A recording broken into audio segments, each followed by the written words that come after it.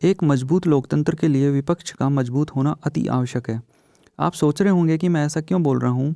वो इसलिए कि आप वीडियो को लाइक और डिसलाइक करते हैं, तो ये आपकी अभिव्यक्ति की स्वतंत्रता है और हमें हमारा संविधान में आर्टिकल 19 ये आपको अभिव्यक्ति की स्वतंत्रता प्रदान करता है और ये आपसे कोई नहीं छीन सकता। यदि आपको आपने किसी कारणवश वीडियो को डिसलाइक किया है तो आप हमें कमेंट बॉक्स में कमेंट करके ज़रूर बताएं, जिससे हम अपने आप को और भी बेहतर बना सकें तथा अपनी कमेंट बॉक्स में उपस्थिति दर्ज कराएं और जो भी आपका सजेशन हो वो निश्चिंत होकर आप वहां दर्ज करा सकते हैं।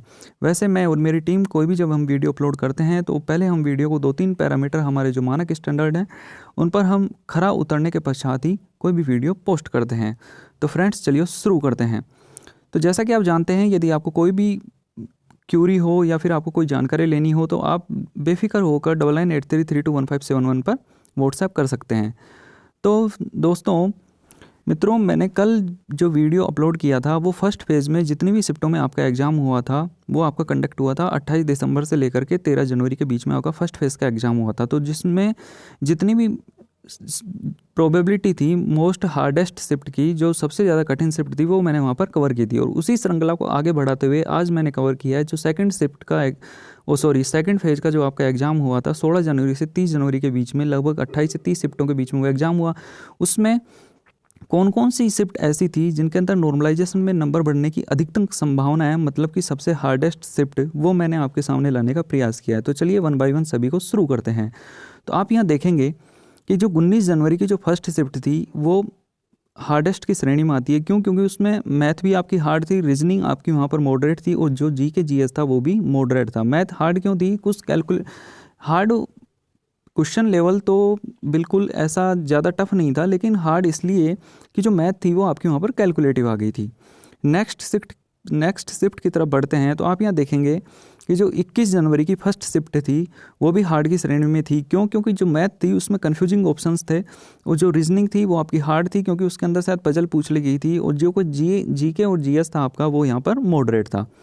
अगली शिफ्ट पर चलते हैं। अगली शिफ्ट यहाँ पर आप देखेंगे 22 जनवरी की second shift. Math easy to moderate थी लेकिन रीजनिंग हार्ड थी आपकी, और जीके जीएस भी यहाँ पर हार्ड था। अगली शिफ्ट पर जब हम बढ़ेंगे तो आप देखेंगे 23 जनवरी की फर्स्ट शिफ्ट। तो ये यहाँ पर आप देखेंगे मैथ का लेवल था वो यहाँ पर हार्ड, और जो रीजनिंग का लेवल था वो भी यहाँ पर हार्ड था, और जो जीके जीएस है ये यहाँ पर मैंने नोट नहीं किया है, लेकिन जीके जीएस या मॉडरेट के आसपास थी यहाँ पर, जो भी आपकी 23 जनवरी की फर्स्ट शिफ्ट थी। तो ये श्रेणी भी आपकी हार्ड शिफ्ट की श्रेणी में आती है। नेक्स्ट शिफ्ट की तरफ बढ़े हैं तो 25 जनवरी की फर्स्ट शिफ्ट। मैथ, इसमें ज्योमेट्री के कुछ क्वेश्चंस आ गए थे तो ये मतलब हार्ड थे, इनकी वजह से थोड़ा ट्रिग्नोमेट्री का भी यहाँ पर पार्ट था। रीजनिंग आपकी मॉडरेट थी और जीके और जीएस वहाँ पे आपकी एवरेज थी। 28 जनवरी की सेकंड शिफ्ट भी हार्ड की श्रेणी में आती है। मैथ इस वजह से हार्ड हो गई थी क्योंकि डीआई जैसे हर शिफ्ट में डीआई आई है, हर शिफ्ट में नहीं तो मतलब मान लो किसी फेज में 30 शिफ्ट हैं तो 30 में से 20 में तो डीआई आई है। तो उसमें क्या हुआ है कि डीआई के लेवल पे डिपेंड करता है। जैसे डीआई किसी में हार्ड कर दी, किसी में नॉर्मल कर दी, तो यहाँ पर डीआई और ट्रिगोनो के थोड़े टफ क्वेश्चंस आ गए थे, जिसकी वजह से ये शिफ्ट आपकी हार्ड श्रेणी में आ गई। और दूसरा जो रीजनिंग थी इसमें पजल दे दी गई थी आपसे, थोड़ा बैंक लेवल तक की पजल थी, और जीके जीएस यहाँ पर आपका एवरेज था।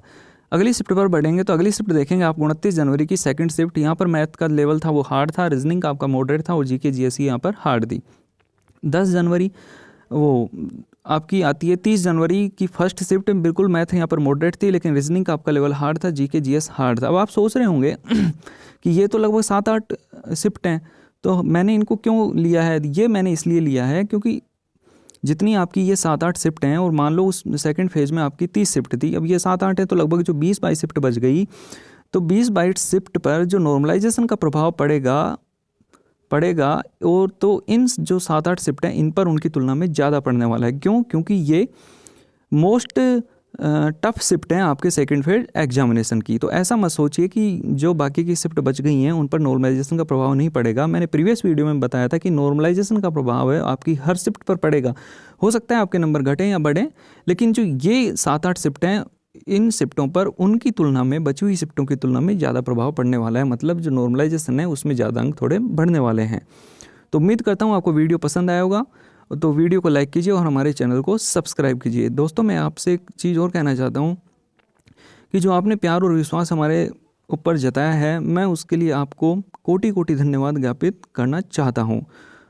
तो फ्रेंड्स, वीडियो देखने के लिए धन्यवाद और चैनल को सब्सक्राइब जरूर कीजिएगा। और नेक्स्ट जो आपकी वीडियोज़ आएंगी वो 3rd phase, 4th phase, 5th phase, जो भी आपकी प्रोबेबिलिटी होगी जिन उनको सबको हम यहाँ पर कवर करने की कोशिश करेंगे, जितनी भी आपकी शिफ्टें होंगी। ओके, धन्यवाद।